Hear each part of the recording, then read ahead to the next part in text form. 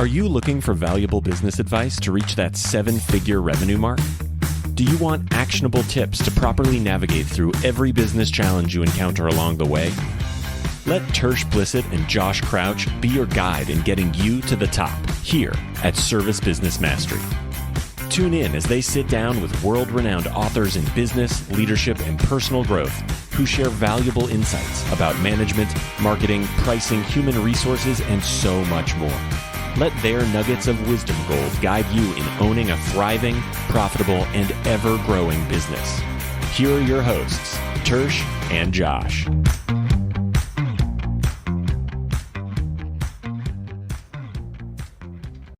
Welcome back to another episode of the Service Business Mastery Podcast. We are splitting duties. Tersh is being interviewed, so he's on the other foot right next door.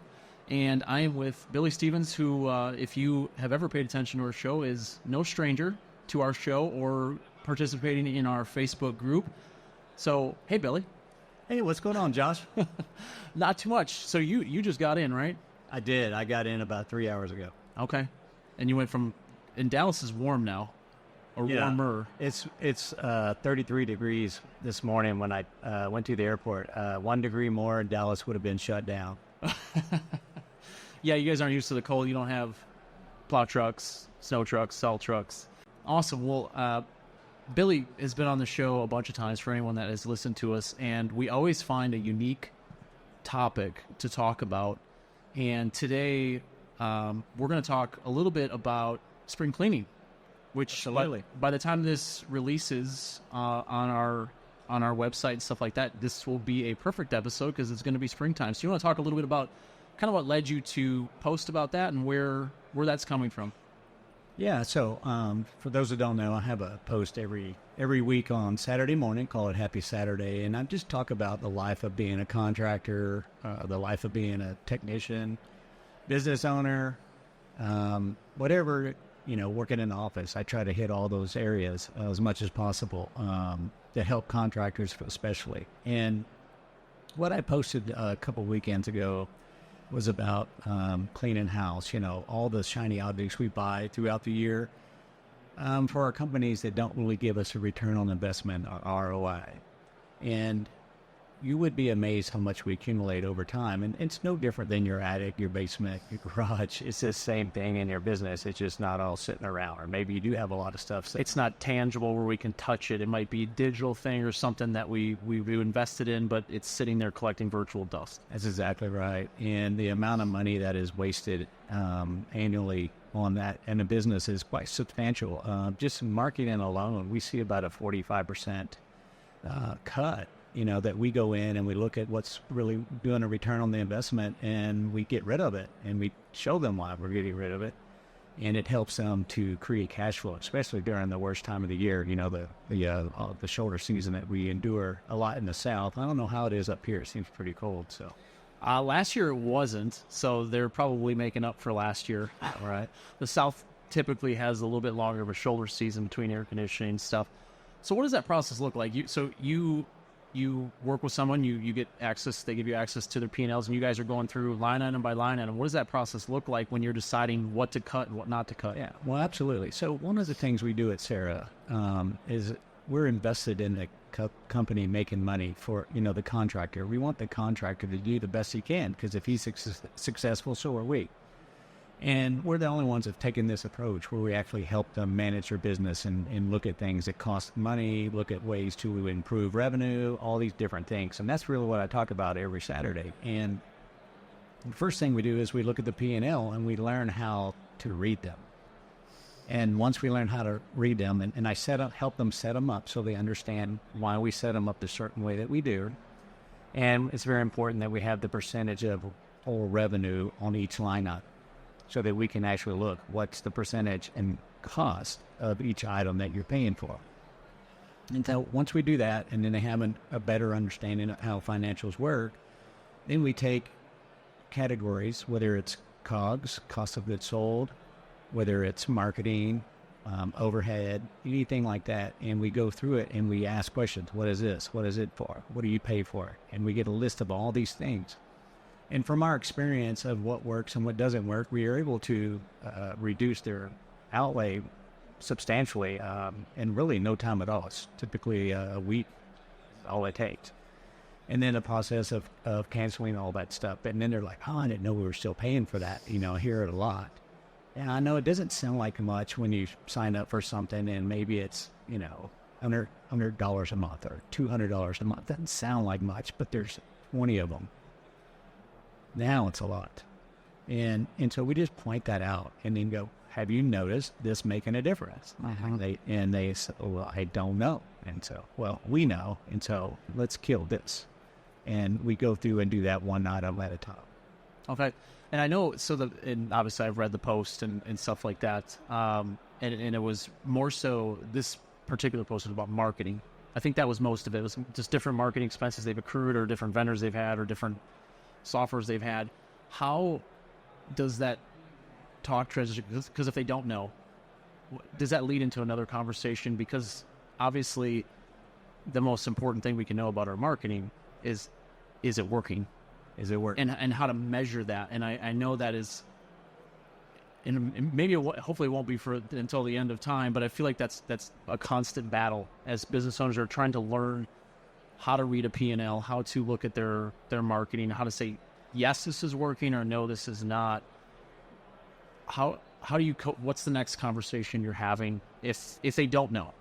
So if they don't understand, we just break it down for them, very simply. And we'll talk about the marketing aspect of it because that's the one I posted on. And there's many others. I need to do the COGS and I need to do other categories. But the way we look at it is you should spend a certain amount on your marketing, and it should be effective. And I've got a saying, and when I tell them this, they kind of look at me like, what did you just say? And what I say to them is, if the marketing is working, I will never run out of money to spend on it. If it's not working, then I'm going to run out of money. And so that's what we do. What's going to make you money and what's going to cost you money is we identify those things as soon as we can. And there's a lot of stuff that people think work but don't really work, that they start their businesses on these third-party apps that are real popular. For instance, I don't know if I can say these, like Angie's List was on there. I think they were spending like $40,000 a year in fees. Mm-hmm. And they couldn't trace back any revenue to that.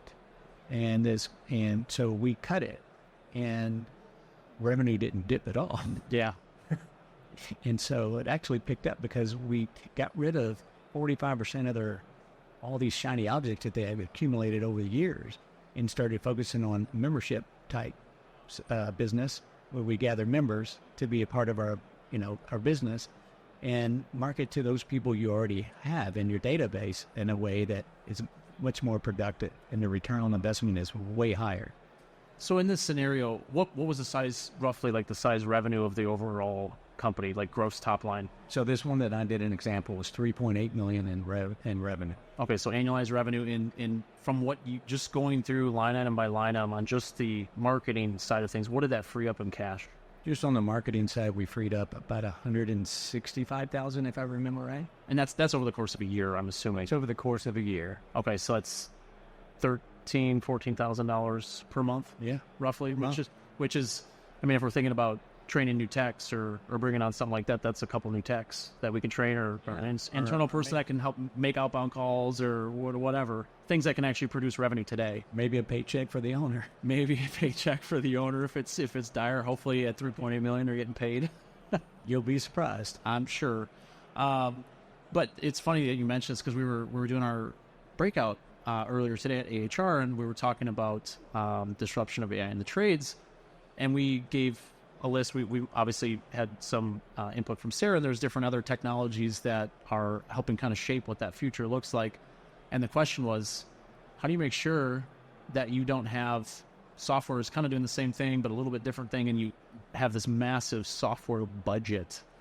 Because that's really where the future is going, is almost everything is turning into software, right? Especially with AI and the future of that.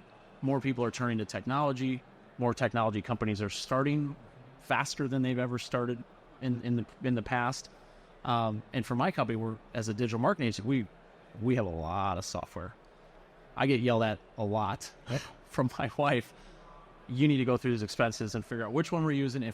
And just because you think we may use it in the future, if we're not using it now, cut it because it's not doing us any good. And she has to remind me because I'll keep. You've been on the show enough. You talk to Church Shine. We love our fancy tools, Shiny objects. even if we don't use them. But it's such a great practice to get into is to regularly look at that P&L, whether it's what would you recommend as far as how often to do something like that, where it's not taking up too much time, but it's a value enough where you're staying on top of it? Let's stop the addiction first. That is a different conversation. I mean, it's so easy to just buy this stuff. We make it so easy now. And everything sounds so great, the way it's marketed, the way it's put together. And then you buy it, and then you have to implement it. You have to do all the work. And we have to, behind the scenes work to make sure it's working. And you got to dedicate someone. And most companies already have 50 different jobs each employee has. And now they're trying to give them another one. All right, you're the dedicated IT person, right? There's always that person, right? And so we overburden our employees trying to come up with something new when really the solution is right in front of us. If you have an established business, all you need is right in front of you. The customer base is right there, and they're willing and able to do business with you. All you got to do is let them know you're open for business, not just when they called you in an emergency. And if you've accumulated, this company had 55,000 customers. Oh, my. That's how many customers they So they've been in business a long time. They've been in business for a long time, and $3.8 million in revenue with 55,000 customers. It was just crazy that they weren't even talking to their customer base. And so we immediately put them on a membership program. They sold 200 memberships the first month that they were doing the membership program. They did not have one prior to this? They had maintenance agreements. Okay. And they had about a couple of hundred. Was that a light bulb moment for them when you explained to them the difference between memberships and maintenance agreements? It was. Yeah. But it was several light bulbs before it came on. It's not that difficult, but sometimes it is because we've been trained for so long to sell something in advance. Yeah. And when we sell it in advance, we talk about how great it is and how it's going to solve their problems what they're having with their air conditioner. You get a maintenance agreement, we're going to do a great tune-up. It's going to run better. It's going to last longer. And they buy the tune-up, come back in the slow time. Well, you need about $800 more worth of work here. But you told me the maintenance agreement would take care of my system, and now you want more money. And well, I find it interesting because, you, Tersh, and I have had this conversation offline and through the podcast. I don't know how many times. You enjoying yourself, Tersh? Yeah. He's sitting in the front row. my biggest fan. We've had this conversation so many times, and we did the webinar in December together to kind of plan for 2024. And honestly, I'm a big proponent of no matter what you're doing for your marketing, you need to have a plan in place to always have customers where you can pull a lever, right? I'm slow today, or I'm going to be slow next week. I'm pulling the lever. I'm going to get customers on the board. And we talk about memberships, and we talk about the fact that you don't have to sell the maintenance with it, but like the questions, it gets explained, and the questions still come back. Well, okay, I'll just do one tune-up then instead of two. And it's like the point's missed, and I feel like it's ingrained in the industry that we have to offer something to tie them to our company that includes maintenance. Customer really wants someone to show up in a reasonable amount of time. That's really what a customer wants, someone that can take care of their problem quickly when they're having a problem.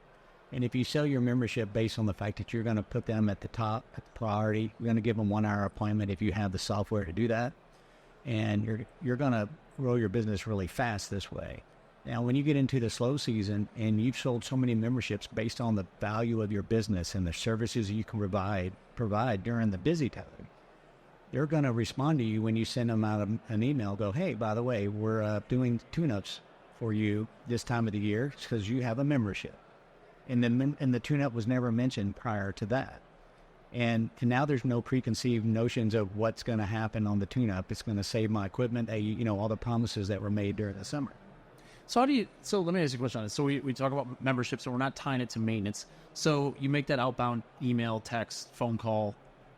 Is it because you're a member, you get 10% off of maintenance, or you give some sort of special, or you just, if it's old equipment, you want to go back to, he's like, you know what, you got a membership with us, we're going to give you a free tune-up. Or how do you guys? That's exactly what we do. Okay. And of course, we can decide who has the oldest equipment and who we want to contact, right? Because we have all that information now. And the other thing that it does is the membership is ingrained into the customer that we do business with. All right, the contractor thinks we need a maintenance agreement, but the customer that's buying from them thinks that you need a membership because Netflix is a membership. Everything we do now is some type of monthly fee. Have you seen? I don't even remember where I saw this. Maybe it was during the Packers playoff games. I saw ads for Rocket Money. Have you ever heard of that? Yeah. It's literally an app. They do these things where like you put your information and they do it live, like an interview like this. Did you realize you have 15 subscriptions? That literally like goes through some sort of your records and finds like all these subscriptions that you have. They literally have an app to help you figure out, because we all have these memberships or subscriptions, and the gym doesn't care if you come. That's exactly right. They don't, honestly, they bet on the fact that you're going to sign and probably not show up after January. That's right. And then definitely know you're not going to a competitor because you have a membership with them. Well, it depends. I mean, if you got a Planet Fitness membership for $10 a month, you may have one for someone else. Yeah, we may have multiple. I've seen it.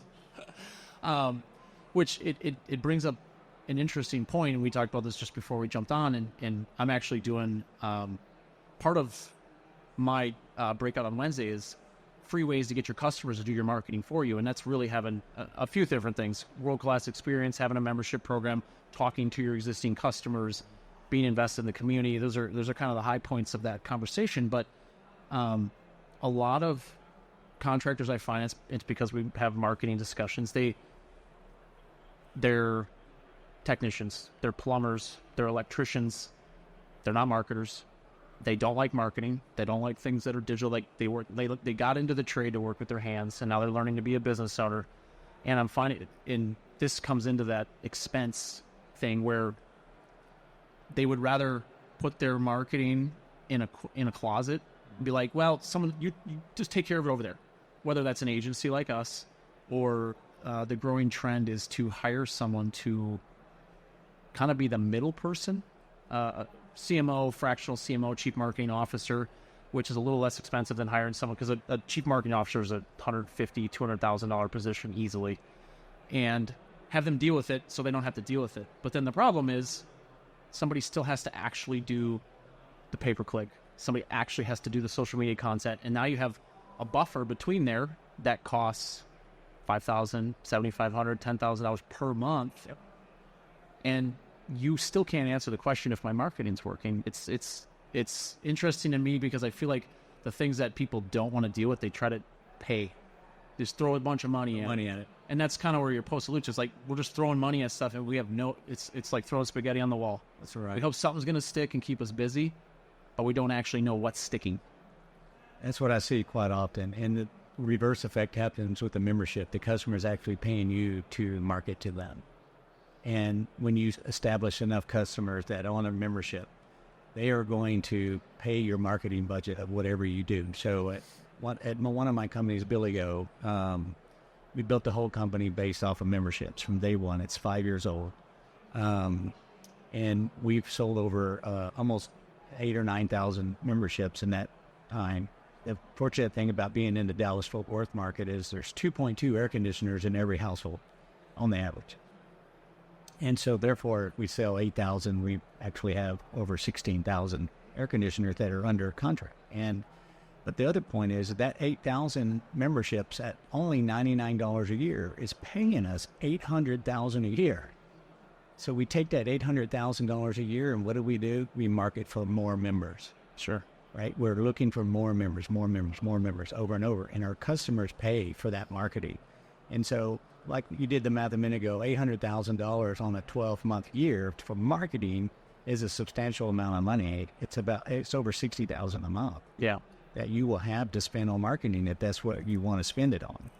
And that is the other benefit of having the memberships. But not only that, you'll have 16,000 or double in Dallas-Fort Worth the amount of air conditioners under membership, and the value of those are astronomical. Because we've got a 12-year shelf life for an AC. So that's 8% of all those air conditioners. 8% of them are going to fail or have a catastrophic failure. That's a lot when you're talking about 16,000 air conditioners. That is correct. And so we're talking about, 1,500 air conditioners. And if you can That's have per year that are going to have a major problem. That's in your membership base with their loyalty. And that doesn't include any new customers that call you because, hey, my my company that I've used can't get out to me today. That's correct. And so we have pre-built sales already in the company before we even start the year of these customers that are going to have these failures and are loyal because of the membership. And that's the mindset from the customer is, oh, I'm paying for this membership. I need to use this company. I like them, by the way. What does it look like? And maybe this is more interesting to me because I'm on the marketing side, and we do a lot of nurturing and we do a lot of outbound text campaigns for clients, which it's literally a light bulb moment every single time. We had a client that, honestly, I don't remember exactly what happened. The messaging or something was a little messed up. We actually were going to get on a call and thought we were going to yell at by the client. It went to like 100. We stopped it before a certain point, but it went to like the first 100 people on his list. He couldn't believe the response rate. He actually had a customer that he thought he like totally screwed up, gave him a second chance to come back in and replace the system for. And he had several other conversations where people wanted to do work. And just because they said something, even if it wasn't, we didn't hit a home run, right, with our messaging or whatever it was, but we talked to them. We sent them something, and no one else is doing it. Right, and I mean, I think about the brands that I really like and do business with. They send me stuff. Yeah. They talk to me. They send me something to educate myself. They don't ignore me. The worst feeling in the world is spending money with someone, and they don't even recognize that you exist. Yep. Anymore. When we send them something, we're not selling anything either. That's the whole idea, is you want to send them something that talks about how much money you save customers this month on the membership programs. Like we saved our customers $300,000, whatever it was. And because of the memberships, and we just encourage them to go, oh yeah, I like that membership that I have. We just put that positive. Is Sera able to pull a report, or how do you guys figure that out? Absolutely. So if let's say we had 10% off on stuff, so you guys actually have those numbers to be able to sell future ones. Like, hey, as a company, we've saved people this much by being on our membership program, or on average, if you break it down per job or per customer, you say, hey, the average customer has saved $250. Or whatever the number, I'm sure, with equipment replacements and stuff, I'm sure the number's different. But that's an interesting number to use to actually go and get more memberships. Tell them about the savings. People love save money, right? And so that's what we talk about. And then we just talk about local events. Our emails have about a 14% open rate and about a 5% reaction rate. Because we're not selling every time. And that's the difference, is we don't try to sell them anything. We're just reminding them about that awesome membership. So when the time comes that we're ready to sell them something, when we send them hey, by the way, you have a tune-up that's included this year as a value customer, then they respond. And then that is very, has a lot of traction really fast. So I think a key point for people to take away from this is, because, again, the membership versus maintenance agreement is how the membership is being sold has nothing to do with maintenance. You can still offer it. It's all about the convenience and the price. Convenience, the discounts, which, I mean, you could even give that person a discount on today's service call. Do you guys, is that what you guys do? So, and something very important, we're in Chicago here, and it's warmed up a little bit today. So you got in this is actually warm. It was like 20 degrees colder like 2 days ago when we got in. Is what I find happen a lot. And it's because we do a lot of search engine marketing. So people, they're ranking well, and they get really busy when it's really busy. But then the problem is when it's, let's say it's 40, 50 degrees in Chicago in the winter, nobody's going to call you because their furnace does not need to work that much. And then they don't have any customers. But during the busy times, they don't take advantage of getting those customers on a future visit or a future opportunity, because the best... all the coaching organizations, 3 to 4 calls a day. Well, we all know when it's 105 in Dallas or 100, sometimes you gotta give the customer enough value, and then you have to get the future opportunity. You can't you can't have all your tech spend 2 to 3 hours on a call, because you got a board that continues to move around and continues to add customers. Well, that's the thought. I mean, however, I recommend that you do slow down. And you don't try to do all that. I'd rather get that reputation that we could get there when no one else could, and not overbook, because overbooking has gotten us in the trouble that we're in with everything that we're doing with costs. Like, for instance, if someone books a call and you're in the summer and it's very busy, and you can't give them a definitive time that you're going to be there, they're going to go to Google and click on 2 other contractors' ads that they're going to pay another $150 each, and only one of y'all are going to get that job, and it's the first guy there. And so now $450 been spent if that's the rate for that particular keyword, and so there's nobody tracking that. How many calls did I got clicked on, but I never really got anything other than, oh, I can't get there till this evening or tomorrow, and then just a hang up, right? And so overbooking, we spit the CSRs to book as many calls as we can. We go and we tell the dispatcher, we're going to fill the board up. We need you to get rid of everything every day before you can go home. And then we're sitting in a technician meeting and we're going, hey guys, slow down so we make more money on each call. And so we're not working together on this problem. Well, in the text, in human nature, right? Because we're trying to give them one call at a time. But they still have families. They want to know when they're getting home. And so if they don't trust the company to make sure that they can get home at a certain time, because we've been there through heat and see. We want to solve your technician problem.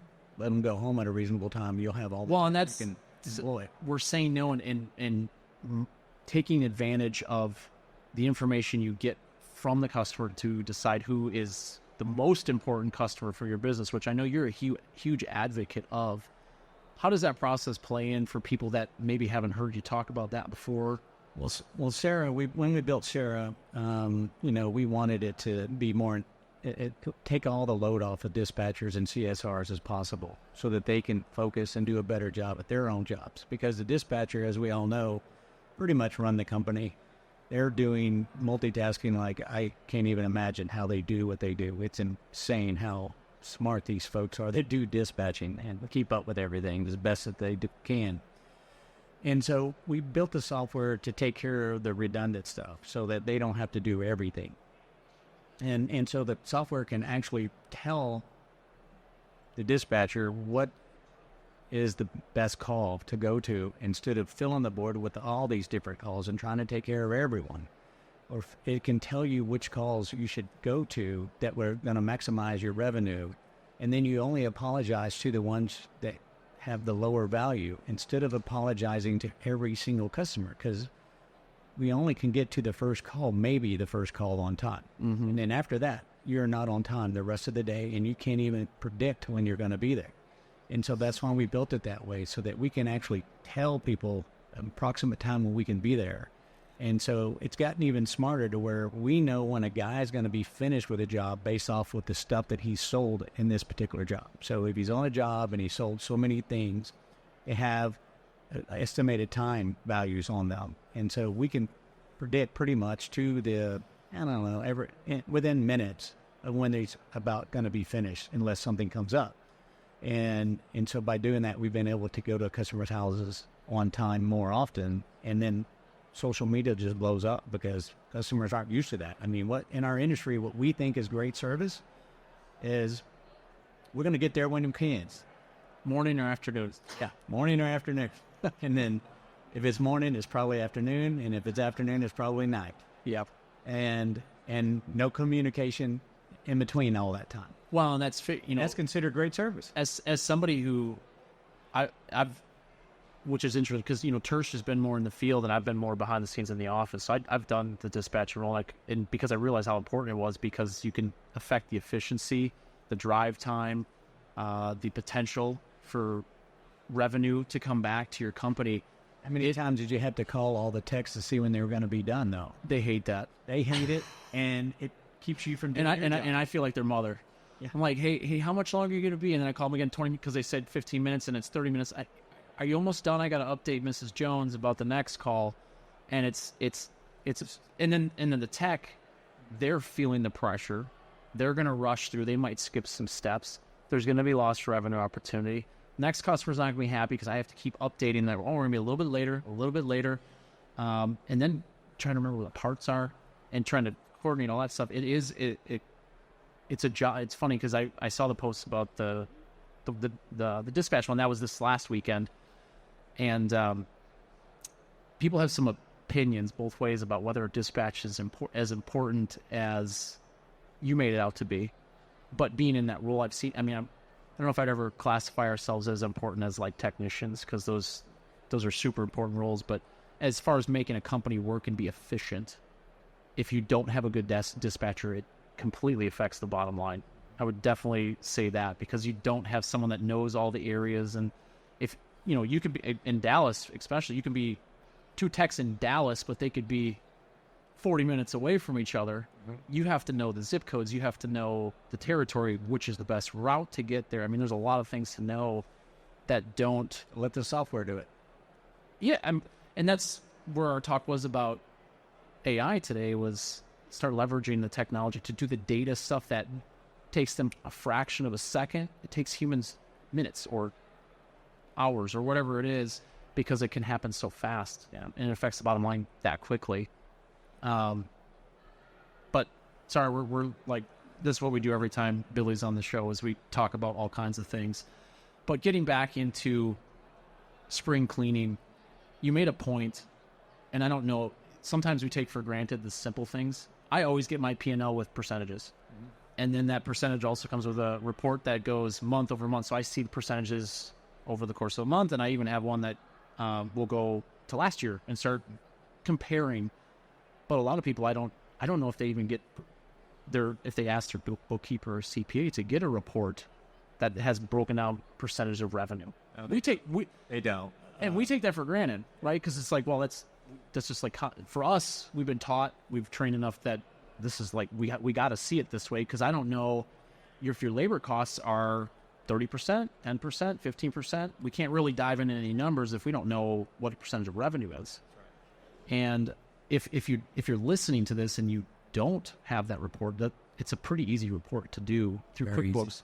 It's something I would absolutely start understanding, and talk to someone like Billy, which we can get into a little bit, because we did a webinar about it, and I know you guys have gotten the word out a little bit, but you guys want to talk a little bit about what you guys are offering now as far as service and support on that end? Sure. So at Sera, we really want contractors to succeed, and we feel like if we could get in there and help them with their financials and help set up the software to where it can manage a lot of the business, we can get rid of all the redundancy and the chaos that comes with running one of these businesses. And then at the same time, building business for the future, like the shoulder season, while we're in the good time. Because we work so hard to make as much money as possible 6 months of the year, and then the other 6 months a year we're worried that we're going to not make it to the next season. And I learned a long time ago in my career that I need to be working in May on October. I need to be working in June for November, and not even thinking about what was going on in May, June, July, August, September, because we knew those were going to work out. And if we did our job, we were going to be successful. But we planned to move through the rest of the months. And, my goal was like, it shouldn't be a 6-month business. The HVAC business shouldn't be 6 months. It should be 12 months a year. And that's when I created the memberships back in 2003 is when I did that. And I just changed it. Because I was selling maintenance agreements and I never got over 200. I just couldn't get there. And we went to a membership program, and in 1 year we went to 6,000. And it went from 200 maintenance agreements to 6,000 memberships. I saved the company. I mean, I really took the company to a whole nother level. And then, and back in the 90s, having a $10+ million business was very, very rare. Well, you don't have the software or the tools to get there that fast. And you relied on yellow pages, things like that, word of mouth. And so things moved a lot slower. And so the membership thing really started to take off. For some reason, customers liked that program. And so we sold those. And as we developed, the business over and over, I just wanted to take what I learned at my first business, doing it by hand the hard way. And I just wanted to build the software to take all that chaos and all that work out of the hands of our customers, or the contractors that use Sera. And that was the whole idea behind getting into the software space. I don't have any software experience. I know how to run really good HVAC plumbing companies, very profitable, very lean, very good companies, and build them very fast.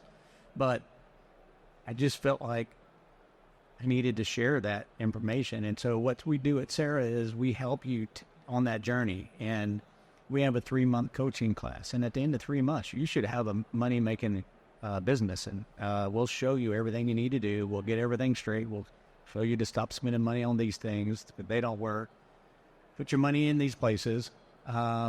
We'll implement a membership program, obviously. We'll implement a pay for the techs. We have a pay system that's very dynamic for the technicians. It's very simple. They understand it. It's not a bunch of hourly, commission, spiff, all these things that we do, different percentages, all this stuff that confuse everybody. Again, your customer is your employees. And if you confuse them, then what do you have? You have a confused employee, and now there's animosity between the owner and the employees, right? And so we simplify everything so everybody knows where they stand. And by doing this, the businesses start propping up. So this $3.8 million company that we're talking about, we budgeted for $6 million for 2024 in the down economy, and based off of what we did. So it's interesting you say, because I follow the different posts and things that people make about seasonality and different marketers and stuff, because obviously everyone's posting different things, and I see the comments of a lot of contractors, and the ones that have implemented a simple membership program, and I say simple because I think there's some psychology behind exactly what it is you guys do, and maybe we can get into that here in a second, but they're like, we're not hurting for work, we're busy as we've ever been, and the weather it's not as weather dependent, because they always have this massive list of people like, oh, I got a membership, I'll call these guys, and that in a sense you're cutting, whether they call you through your Google business profile or something else, you're cutting Google off at the knees, because they're searching for you.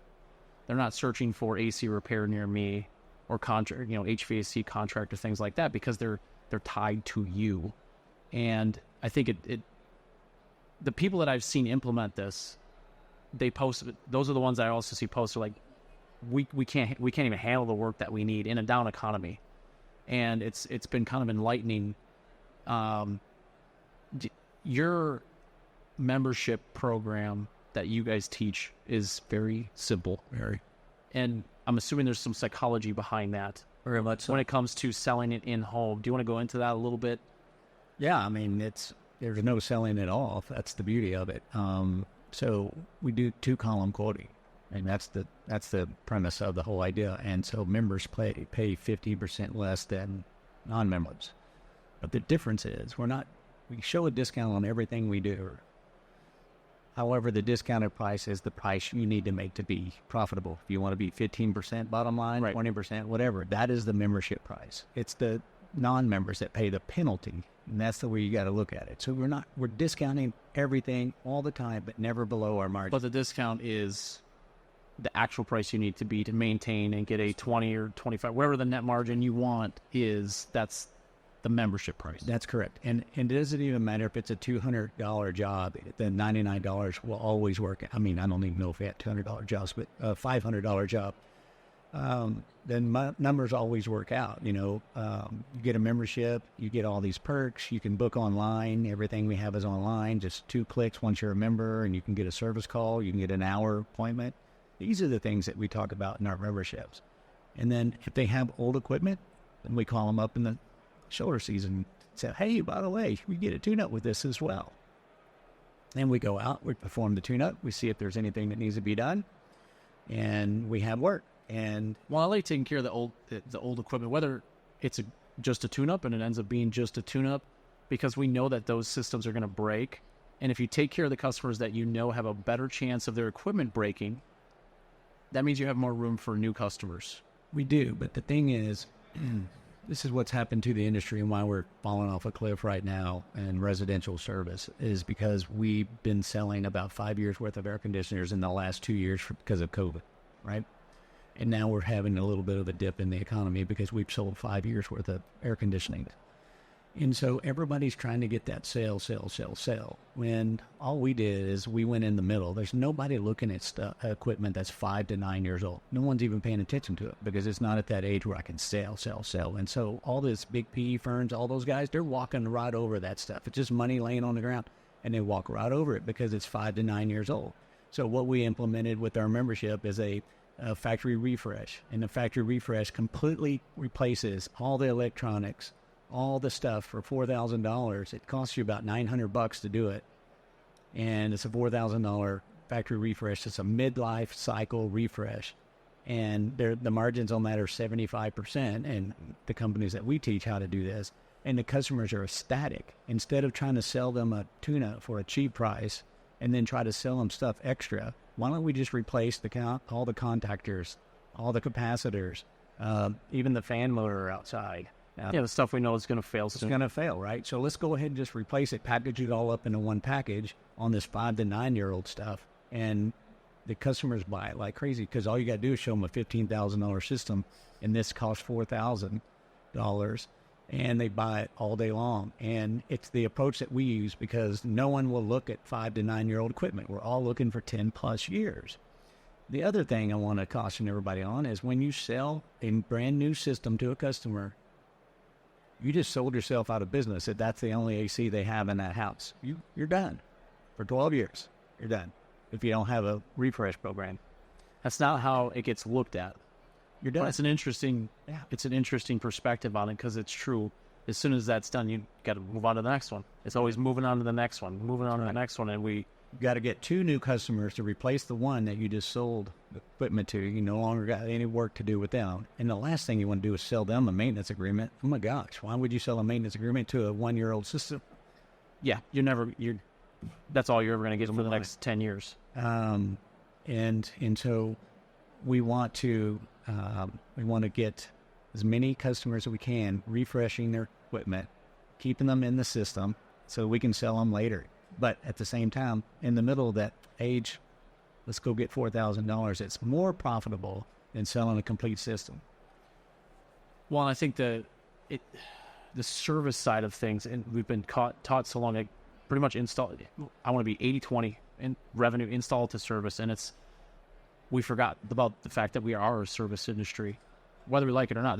That's a part of the game. That's a KPI. And I would never follow that KPI. That's the craziest thing ever. Well, those are the numbers that are thrown around online all the time. You see them in these groups. It boggles my mind that would be your business plan. No wonder we go up and down so much in this industry. And well, it depends on a lot of times on weather, because that's customers in a rush and they have to make a decision so they won't get 3 bids. They're going to make a decision today and they're just going to do it because they have to.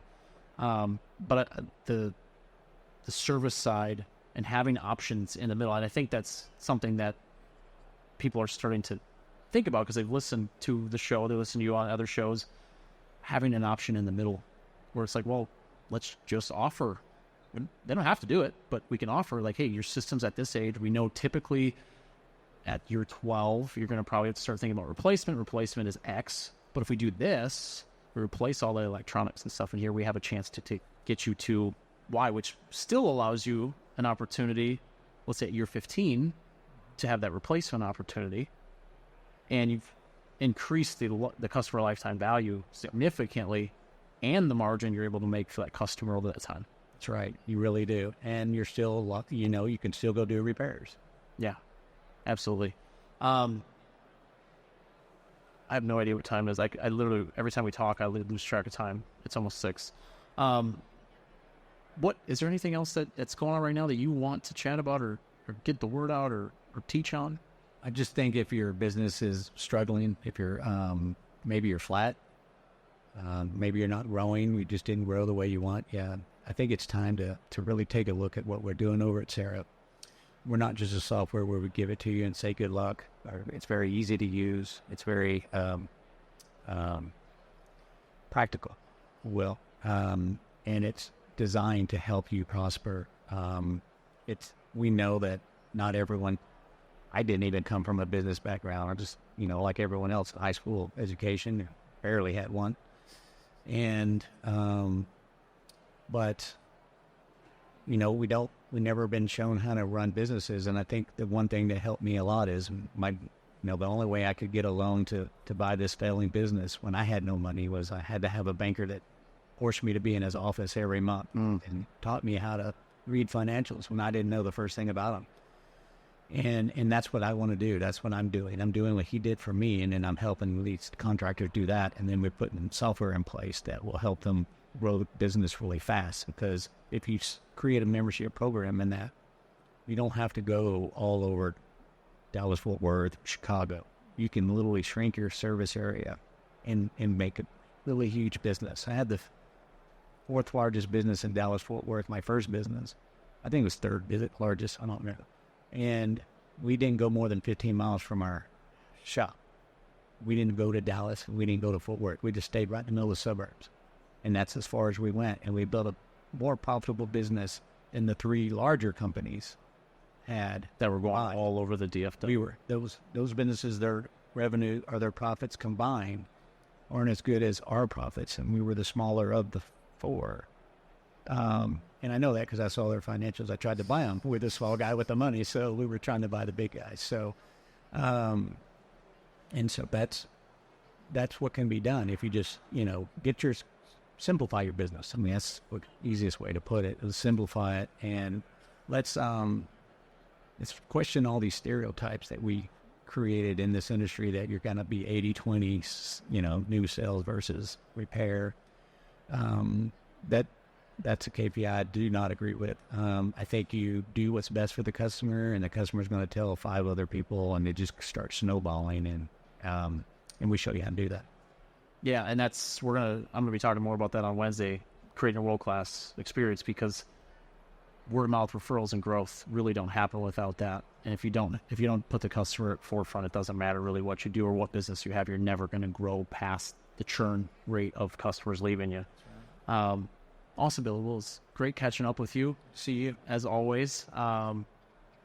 So until next time, thank you for listening and or watching. For the few people who are still here at AHR Expo closing us down today, appreciate you guys hanging out with us, and we'll see you next time. All right. Thanks, everybody.